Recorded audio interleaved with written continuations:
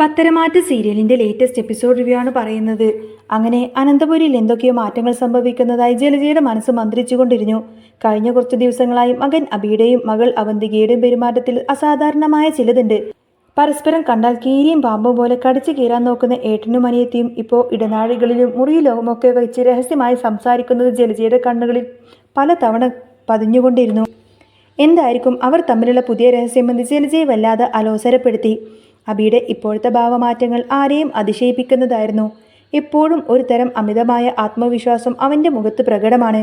മൂർത്തി jewellery തകർക്കാൻ ലക്ഷ്യമിട്ട് ഊഴ്ന്നുവരുന്ന AM ജ്വല്ലറിയോടുള്ള അവൻ്റെ അമിതമായ കൂറും ആവേശവും ജലജയിൽ ഒരുപാടധികം സംശയത്തിൻ്റെ വിത്ത് പാകി. അന്ന് രാവിലെ തൻ്റെ മുറിയിലേക്ക് കടന്നു ചെന്ന അബി കണ്ടത് തികച്ചും അപ്രതീക്ഷിതമായ ഒരു കാഴ്ചയായിരുന്നു.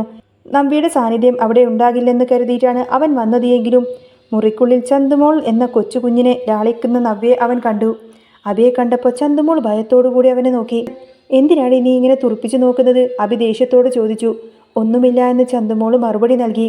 നീ എന്തിനാണ് ഇതിനകത്തേക്ക് കയറിയിരിക്കുന്നത്? നിന്നോട് ഞാൻ പറഞ്ഞിട്ടില്ലേ ഈ മുറിയിൽ കയറരുത് എന്നൊക്കെ ചോദിച്ചുകൊണ്ട് അബിയുടെ ശബ്ദം അങ്ങ് കടുത്തു. ആ നിമിഷമാണ് നവ്യ വാഷ്റൂമിൽ നിന്ന് പുറത്തേക്ക് വരുന്നത്. അബി കുഞ്ഞിനെ വഴക്ക് പറയുന്നത് കണ്ട് നവ്യ തടഞ്ഞു. നീ എന്താ ഈ കാണിക്കുന്നത് അബി? ഈ പാവം കുഞ്ഞിനെ നീ എന്തിനെങ്ങനെ വഴക്ക് പറയുന്നത്? നവ്യയുടെ ഈ ഒരു ചോദ്യം അബിയെ ശരിക്കും അങ്ങ് അമ്പരപ്പിച്ചു. ഇതുവരെ കുഞ്ഞിനെ അടുപ്പിക്കാൻ പോലും കൂട്ടാക്കാതെ നവ്യയിൽ പെട്ടെന്നുണ്ടായ ഈ ഒരു മാറ്റം അവന് മനസ്സിലായില്ല. മനുഷ്യരാകുമ്പോൾ എപ്പോഴും ഒരുപോലെ ആയിരിക്കണമെന്നില്ലല്ലോ അബി. അവൾ എന്ത് തെറ്റാണ് ചെയ്തത്? ആദർശ് അവളെ ജനിപ്പിച്ചു എന്നൊരൊറ്റ കാര്യത്തിൽ മാത്രം നാം എന്തിന് ആ ഒരു കുഞ്ഞിനെ ശിക്ഷിക്കണം? അത് വലിയ ദൈവകോപമാണ്. അത് വലിയ ദൈവകോപത്തിന് കാരണമാവും, നവ്യ ശാന്തതയോടെ പറഞ്ഞു. അബിയുടെ ഉള്ളിൽ പരിഹാസത്തിൻ്റെ ഒരു ചിരി ഉണർന്നു. ഇവൾക്കിത് എന്തുപറ്റി പെട്ടെന്നൊരു മാറ്റം? അവൻ മനസ്സിൽ കരുതി. എങ്കിലും പുറത്തേക്ക് അവൻ അതൊന്നും തന്നെ പ്രകടിപ്പിച്ചില്ല. നവ്യയോട് അവൻ സ്നേഹം നടിച്ചു. നവ്യ AM ജ്വല്ലറിയിൽ മോഡലാക്കിയത് തൻ്റെ വലിയൊരു ഔദാര്യമാണെന്നും വൈകാതെ തന്നെ അവളെ കറിവേപ്പിലെ പോലെ തന്നെ വലിച്ചെറിയണമെന്നും അവൻ മനസ്സിൽ കണക്ക് കൂട്ടി. നവ്യ പുറത്തുപോയ തക്കത്തിന് അവൻ തൻ്റെ മൊബൈൽ ഫോൺ എടുത്തുകൊണ്ട് തന്നെ നേരെ മാളവികയുടെ ചിത്രം നോക്കി മന്ദഹസിച്ചു. അടുത്ത മോഡൽ അവളായിരിക്കും. നവ്യെ തൻ്റെ ജീവിതത്തിൽ നിന്ന് തന്നെ തുടച്ചു നീക്കണം എന്ന് അവൻ സ്വയം മനസ്സിൽ ഉറപ്പിച്ചു. തൻ്റെ പഴയ സ്വർണ്ണാഭരണങ്ങൾ ഓരോന്നോരോന്നായി എടുത്തു നോക്കിക്കൊണ്ടിരിക്കുകയായിരുന്നു ജലജ. അവിടേക്ക് അബി കടന്നു വന്നു. അവന്തിക എവിടെയെന്ന് അബിയുടെ ആ ഒരു ചോദ്യം ജലജയിൽ വീണ്ടും സംശയമുണർത്തി. AM ജ്വല്ലറിയിൽ തനിക്ക് ലഭിച്ച ഏറ്റവും വലിയ നേട്ടത്തെക്കുറിച്ച് അവന്തികയോട് പറയാനാണ് അവൻ അവളെ അന്വേഷിക്കുന്നത്. എന്താടാ നിന്റെ പുതിയ വിജയം? ജലജ ആകാംക്ഷയോട് ചോദിച്ചു. അമ്മേ, കഴിഞ്ഞ ദിവസം കൊണ്ട് ഞാൻ വലിയൊരു ബിസിനസ് ഗ്രോത്ത് ഉണ്ടാക്കി. അതിന് ഡേവിഡ് സാർ എനിക്ക് വലിയൊരു സമ്മാനം നൽകി. അബിയുടെ വാക്കുകളിൽ അഹങ്കാരം നിറഞ്ഞു നിന്നു. എന്ത് സമ്മാനാടാ നിനക്ക് കിട്ടിയത്? പണമാണമ്മേ, പണം. ചെറിയ തുകയൊന്നുമല്ല. വെറും ഒറ്റ ദിവസം കൊണ്ട് എൻ്റെ അക്കൗണ്ടിലേക്ക് വന്നിരിക്കുന്നത് 45 ലക്ഷം രൂപയാണ്. ആ ഒരു സംഖ്യ കേട്ടതോടു കൂടി തന്നെ ജലജയുടെ കണ്ണുകൾ വിടർന്നു. അവൾക്ക് അത് വിശ്വസിക്കാൻ പോലും കഴിഞ്ഞില്ല. എന്ത്, 45 ലക്ഷമോ? അതും ഒരൊറ്റ ദിവസം കൊണ്ട്? ജലജയുടെ ഉള്ളിലെ അത്യാഗ്രഹം ഉണർന്നു. അവൾ ഉടനെ തന്നെ അവനോട് 10 ലക്ഷം രൂപ തൻ്റെ അക്കൗണ്ടിലേക്ക് മാറ്റാൻ ആവശ്യപ്പെട്ടു. തൻ്റെ പഴയ ആഭരണങ്ങളെല്ലാം മാറ്റി പുതിയ ആഭരണങ്ങളെല്ലാം വാങ്ങിക്കണമെന്നും ഇനി മൂർത്തി ജ്വല്ലറിയിൽ കയറില്ല എന്ന് തന്നെ അവൾ ഉറപ്പിച്ചു പറഞ്ഞു. നവ്യെ സൂക്ഷിക്കണമെന്ന അമ്മയുടെ ഉപദേശത്തെ അബി പുച്ഛിച്ചു തള്ളി. തൻ്റെ കയ്യിലെ പണത്തിൻ്റെയും അധികാരത്തിൻ്റെയും ലഹരിയിൽ അവനിപ്പോൾ ആരെയും ഭയമില്ലാതായിരിക്കുന്നു. അബി അവിടെ നിന്നും പോയതിനു ശേഷം ജലജ ഗാഢമായ ചിന്തയിലായിരുന്നു. 4-5 ദിവസം മുൻപ് മാത്രം ജോലിയിൽ കയറിയ ഒരു മാനേജർക്ക് ഇത്രയും വലിയ തുക സമ്മാനമായി ലഭിക്കുമോ? ഇതിന് പിന്നിൽ വലിയൊരു ചതിയുണ്ടെന്ന് അവളുടെ മനസ്സ് പറഞ്ഞു. ഇന്നലെ അവൻ അവന്തികയുടെ പിന്നാലെ പോയതിനു ശേഷമാണ് അവനിൽ വലിയ മാറ്റം വന്നത്.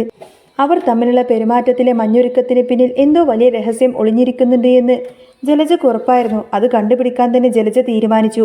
ഇതേ സമയത്തന്നെ അനന്തപുരിയിലുള്ള പ്രശ്നങ്ങൾക്കിടയിൽ നഗരത്തിലെ മറ്റൊരു ഭാഗത്ത് പോലീസുകാരിയായ നന്ദുവും അനിയും തമ്മിലുള്ള സംഭാഷണങ്ങൾ പുരോഗമിക്കുകയായിരുന്നു. അനന്തപുരിയിലെ കുടുംബവുമായി ബന്ധപ്പെട്ട കേസിൻ്റെ അന്വേഷണത്തിലാണ് നന്ദു.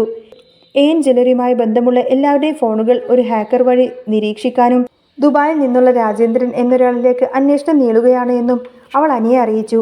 അതിനിടയിലാണ് നന്ദുവിൻ്റെ ഫോണിലേക്ക് നവീൻ്റെ കോള് വരുന്നത്. കേസിൻ്റെ കാര്യങ്ങളിൽ നന്ദുവിനെ സഹായിക്കുന്ന വക്കീലാണ് ഇപ്പോൾ നവീൻ. എന്നാൽ നവീൻ നന്ദുവിനെങ്ങനെ ഇടയ്ക്കിടയ്ക്ക് വിളിക്കുന്നത് അനിയിൽ കടുത്ത അസൂയയും അസംതൃപ്തിയും ഉണ്ടാക്കി. നന്ദുവും അനിയും തമ്മിലുള്ള ബന്ധത്തിൽ ഒരു വിള്ളൽ വീഴ്ത്താൻ തക്കവിധം നവീൻ്റെ സാന്നിധ്യം മാറിയിരിക്കുന്നു. ദൂരെ മാറി നിന്ന് നവീൻ്റെ സുഹൃത്തായ പ്രദീപ് ഇതെല്ലാം കാണുന്നുണ്ടായിരുന്നു. പ്രദീപ് ഉടനെ തന്നെ നവീനെ വിളിച്ച് നന്ദു ഇപ്പോൾ അനിയുടെ കൂടെയാണെന്നും നവീൻ എത്രയും വേഗം നന്ദുവിനോട് തൻ്റെ പ്രണയം തുറന്നു പറയണമെന്നും പറഞ്ഞില്ലെങ്കിൽ അവൾ കൈവിട്ടു പോകുമെന്നൊക്കെ മുന്നറിയിപ്പ് നൽകി. പിന്നീട് കാണിക്കുന്നത് വൈകുന്നേരത്തെ മങ്ങുന്ന വെളിച്ചത്തിൽ ചന്തുമോളെ കൊണ്ട് കാല് തടവിപ്പിക്കുകയായിരുന്നു ജലജ. ആ സമയത്താണ് അങ്ങോട്ടേക്ക് ദേവയാനി വന്ന് ജലജയെ കുറേ അധികം വിമർശിക്കുകയും കുഞ്ഞിനെ അവിടെ നിന്ന് കൊണ്ടുപോവുകയും ചെയ്തു. ദേഷ്യവും അപമാനവും ഉള്ളിലൊതുക്കിയിരിക്കുമ്പോഴാണ് ഒരു കള്ളനെ പോലെ ചുറ്റും നോക്കി പതുങ്ങിക്കൊണ്ട് തന്നെ അവന്തികയുടെ മുറിയിലേക്ക് കയറി പോകുന്ന അബിയെ ജലജ കാണുന്നത്. അവളുടെ സംശയങ്ങൾ വീണ്ടും ബലപ്പെട്ടു. ശബ്ദമുണ്ടാക്കാതെ അവൾ അവന്തികയുടെ മുറിയുടെ വാതിലങ്ങ് ചെന്ന് നോക്കി കാതോർത്ത് നിൽക്കാണ്. മുറിക്കുള്ളിൽ അബിയും അവന്തികയും തമ്മിൽ ഗൗരവമായ സംസാരത്തിലായിരുന്നു. ഏട്ടാ, അച്ഛനെക്കുറിച്ചുള്ള കാര്യങ്ങളൊന്നും ഇവിടെ വെച്ച് സംസാരിക്കരുത്. അമ്മ അറിഞ്ഞാൽ അതാകെ പ്രശ്നമാവും. അവന്തിക താക്കീത് നൽകി. അച്ഛനോ? ജലജയുടെ നെഞ്ചെടുപ്പ് വർദ്ധിച്ചു. വർഷങ്ങൾക്ക് മുൻപ് ഒന്നിനും കൊള്ളാത്തവനെന്ന് മുദ്രകുട്ടി താൻ പടിയിറക്കപ്പെട്ട നാഗേന്ദ്രനെ കുറിച്ചാണോ ഇവർ സംസാരിക്കുന്നത്? ജലജ അത്ഭുതത്തോട് നോക്കി നിന്നു. എനിക്കിന്ന് അച്ഛനെ കണ്ടേ തീരുവെന്ന് അഭി വാശി പിടിച്ചു. അമ്മ അറിയാതെ നമുക്കിന്ന് തന്നെ അച്ഛനോടൊപ്പം ഡിന്നർ കഴിക്കാൻ പോവാമെന്ന് അവൻ കൂട്ടിച്ചേർത്തു. ഇത്രയൊക്കെ കേട്ടതോടുകൂടി തന്നെ ജലജയുടെ നിയന്ത്രണം അങ്ങ് നഷ്ടപ്പെടുകയാണ്. ഒരു കൊടുങ്കാറ്റ് പോലെ അവൾ നേരെ വാതിലങ്ങ് തള്ളിത്തുറന്ന് അകത്തേക്ക് കയറി വന്നു. ഭയന്ന് വിറച്ച മക്കളുടെ മുന്നിൽ ഒരു രൗദ്രഭാവത്തോടുകൂടി അവൾ വന്നു നിന്നു. എന്താണ് നിനക്ക് കാണേണ്ടത്? നിന്റെ തന്തയാണോ? ജലജ അലറിക്കൊണ്ട് കോപം വിറച്ചുകൊണ്ട് തന്നെ പറഞ്ഞു. അവന്തികയുടെയും അബിയുടെയും കർണത്തടിച്ചുകൊണ്ട് തന്നെ ജലജങ്ങ് പൊട്ടിത്തെറിക്കാണ്. ആ നാഗേന്ദ്രനുമായി ഇനിയൊരു ബന്ധമുണ്ടാക്കരുത് എന്നും അയാളെ മനസ്സിൽ നിന്നും കളയണമെന്നും അവൾ ആജ്ഞാപിച്ചു. എന്നാൽ ആ നിമിഷം അബിയൊരു വലിയ സത്യം വെളിപ്പെടുത്തി. അമ്മേ, ആ നാഗേന്ദ്രനിപ്പോൾ അമ്മ വിചാരിക്കുന്നത് പോലൊരു വട്ടപൂജ്യമൊന്നുമല്ല. ഇന്ന് മൂർത്തി ജ്വല്ലറിയെ തകർക്കാൻ തക്കവണ്ണം വളർന്ന എൻ ജ്വല്ലറിയുടെ യഥാർത്ഥ ഉടമ നമ്മുടെ അച്ഛനായ നാഗേന്ദ്രനാണ്. ആ വാക്ക് ഒരു ഇടിമുഴക്കം പോലെയാണ് ജലജയുടെ കാതുകളിൽ വന്ന് പതിച്ചത്. N jewellery നാഗേന്ദ്രൻ്റെതാണോ? കോടിക്കണക്കിന് രൂപയുടെ ആസ്തിയുള്ള ആ വലിയ പ്രസ്ഥാനം തൻ്റെ ഭർത്താവിൻ്റെതാണ്. ജലജയുടെ അഹങ്കാരവും കോപവും പെട്ടെന്നങ്ങ് ഐസ് കട്ട പോലെ ഉരുകിയൊലിക്കാൻ തുടങ്ങി. അച്ഛൻ അമ്മയെ ഒരുപാടധികം സ്നേഹിക്കുന്നുണ്ട്. ഇതുവരെ മറ്റൊരു വിവാഹം പോലും അച്ഛൻ കഴിച്ചിട്ടില്ല. അച്ഛൻ ഇപ്പോഴും അമ്മയെ കാത്തിരിക്കാണ്. അവന്തിക കൂടി അത് പറഞ്ഞതോടുകൂടെ ജലജയുടെ മനസ്സിലെ പണത്തോടുള്ള ആർത്തിയും പഴയ ബന്ധത്തോടുള്ള താല്പര്യവും ഒരുമിച്ചുണർന്നു വന്നു. താൻ ഉപേക്ഷിച്ച ഭർത്താവ് ഇന്ന് വലിയ കോടീശ്വരനായി തിരിച്ചെത്തിയിരിക്കുന്നു. ഇനി തനിക്ക് അനന്തപുരിയിൽ അപമാനങ്ങൾ സഹിച്ച് കഴിയേണ്ടതില്ല. നാഗേന്ദ്രനോടൊപ്പം നിന്നാൽ വലിയൊരു സാമ്രാജ്യത്തിൻ്റെ മഹാറാണിയായി വാഴാം. അവളുടെ ചിന്തകൾ കാട് കയറി. അന്ന് രാത്രി തന്നെ നാഗേന്ദ്രനെ കാണാൻ അവളും മക്കളോടൊപ്പം തന്നെ പോവാൻ തീരുമാനിച്ചു. രാത്രിയായപ്പോഴേക്കും ജലജ വിലപിടിപ്പുള്ള ഒരു പട്ടുസാരിയൊക്കെ ഉടുത്തിട്ടു. ഏറെ സുന്ദരിയായി അണിഞ്ഞൊരുങ്ങി ഒരു സുഹൃത്തിൻ്റെ കല്യാണത്തിനാണെന്നൊക്കെ പറഞ്ഞ് നവ്യയോട് കള്ളം പറഞ്ഞ് അവിടെ നിന്നും മക്കളും കൂട്ടിക്കൂട്ടും തന്നെ ജലജ അവിടെ നിന്നും നാഗേന്ദ്രൻ താമസിക്കുന്ന ആ ഒരു ആഡംബര ഹോട്ടലിലേക്ക് തിരിച്ചു. ഹോട്ടലിൻ്റെ പ്രൗഢിയും ഗാംഭീര്യവും കണ്ട് ജലജ അതിശയിച്ചു പോയി.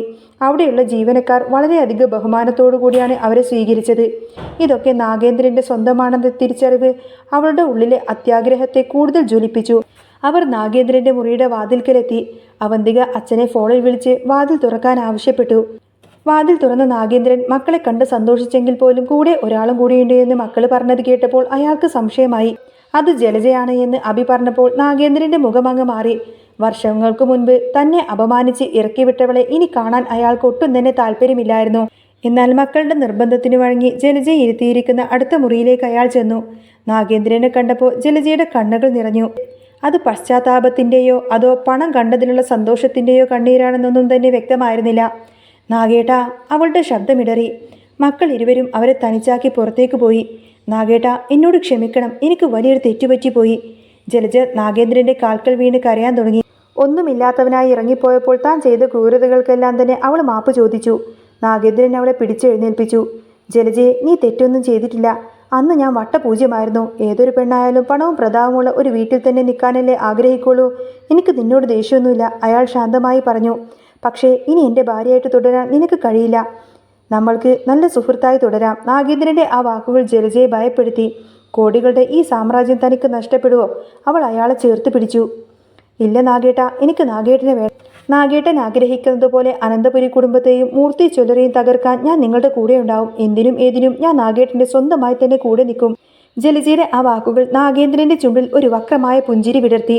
അപ്പോൾ നീയും എന്നോടൊപ്പം ജീവിക്കാൻ തന്നെ തീരുമാനിച്ചോ ജലജെ? എങ്കിൽ ശരി, നമുക്കൊരുമിച്ച് അനന്തപുരി കുടുംബത്തെ താഴെ എറിയാം. അവരെല്ലാവരെയും ആ വീട്ടിൽ നിന്നും തെരുവിലേക്ക് ഇറക്കി വിടണം. അതിനുശേഷം തലയെടുപ്പോടെ നമ്മൾ അവിടേക്ക് കയറി ചെല്ലും, നാഗേന്ദ്രൻ പ്രഖ്യാപിച്ചു.